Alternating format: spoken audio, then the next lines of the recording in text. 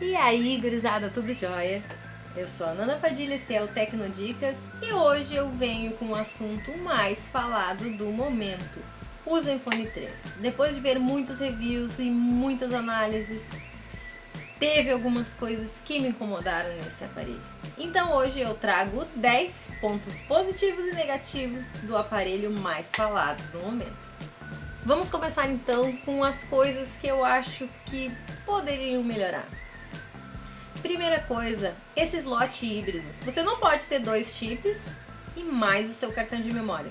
Para mim isso é uma coisa muito incômoda. Bom, eu tenho dois chips, eu ocupo os dois chips e eu também ocupo o meu cartão de memória. Aí você me fala, mas o smartphone tem 64 GB, o que tu quer com cartão de memória? Simples, eu uso cartão de memória para colocar músicas. E esse mesmo cartão de memória eu coloco num adaptador USB onde eu posso escutar música no carro. Então esse transporte de arquivos que ficou um pouquinho difícil. Toda vez que eu quiser colocar o meu cartão de memória com músicas, então no meu smartphone eu vou ter que tirar um chip. Isso não foi legal. Em segundo lugar, por ser usuária do famoso Zenfone Selfie, eles pecaram um pouquinho em não ter colocado um flash na câmera frontal. Para quem gosta de ir em uma balada, num barzinho que tem uma luz um pouquinho mais baixa e quer sempre registrar esses momentos sem um flash na câmera frontal, isso fica praticamente impossível, deixando a foto granulada e com péssima qualidade. Em tempos de Snapchat e Instagram, então, nem pensar em tirar foto à noite. Em terceiro lugar, também é uma coisa particular minha. Se eu tivesse um aparelho com um sensor digital, eu gostaria que ele fosse na parte da frente. Por quê? Se eu tô na aula e eu quero ver uma notificação rapidinho, sem ter que pegar o aparelho, isso já ia me incomodar um pouco. Ele estando em cima da mesa, eu poderia só encostar o dedo e ele já abriria a tela. Em quarto lugar, já que o Zenfone 3 veio com um famoso foco em inovação, ele pecou um pouquinho em não ter uma coisa que está sendo tendência no mundo todo e que seus dois principais concorrentes, o Moto Z Play e o Galaxy A7, já contém, é o NFC. Em quinto lugar, é só uma diferencinha de design. Como eu falei, por ser usuária do Zenfone Selfie também, o botão de liga e desliga é na parte superior, deixando as laterais do aparelho completamente livre. Para quem é usuário de tripé ou pau de selfie, isso incomoda um pouquinho por atrapalhar os botões. Em sexto lugar, uma coisa também que muitos não se importam, mas para mim também poderia ter, pois não seria uma coisa que influenciaria muito no seu preço. Uma certa resistência à água, ele não tem nenhuma. E em sétimo lugar, um probleminha para quem gosta de jogar no celular, assim como eu. O alto-falante ficou numa posição um pouquinho desfavorável, pois qualquer jogo que você jogue na horizontal, a sua mão acaba cobrindo o alto-falante. Em oitavo lugar, não seria um defeito, mas poderia melhorar um pouquinho. Ele teve um upgrade bastante grande no seu processador e na sua memória RAM, mas nenhum na bateria, continuou com seus 3.000 mAh. Em nono lugar, é uma coisa que incomodaria depois de certo tempo de uso. A sua câmera um pouco protuberante, depois de um certo tempo ela pode correr o risco de arranhar.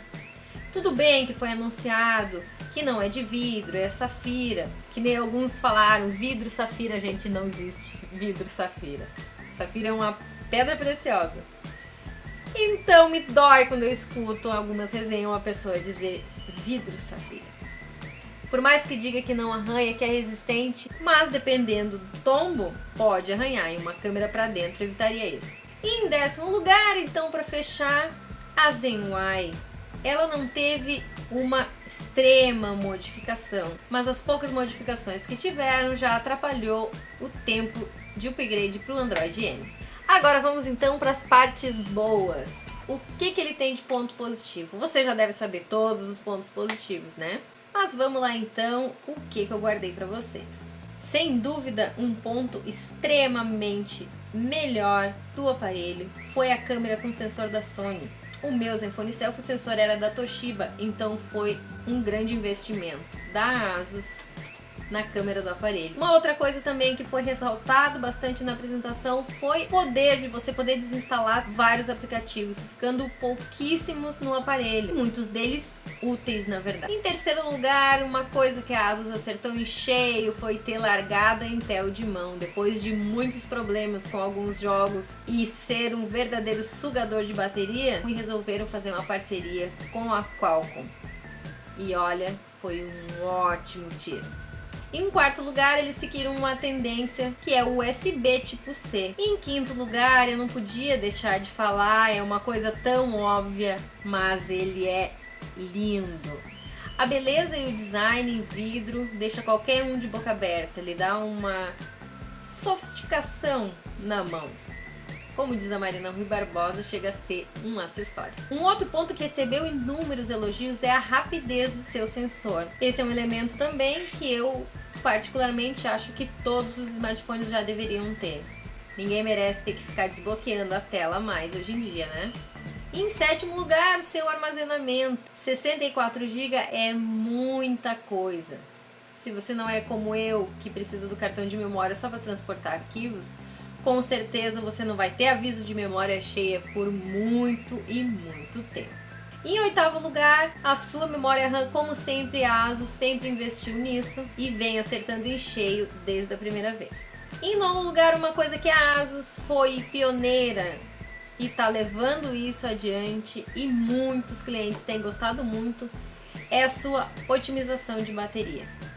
Tanto no processador, quanto um aplicativo que já vem também de fábrica, onde você pode otimizar e limpar o seu aparelho. E em décimo lugar, a melhor parte, o preço. Ele, comparado aos seus concorrentes de mais ou menos o mesmo nível, tem o melhor preço disparado. A sua versão mais parruda saiu a R$ 1.799, sendo um ótimo custo-benefício. Como sempre, a Asus saiu, né? Bom, esse foi o vídeo de hoje, espero muito que tenham gostado. Se gostaram, deixe seu like, se inscreva no canal, me sigam nas redes sociais pra gente conversar mais de pertinho. Um mega abraço e até a próxima!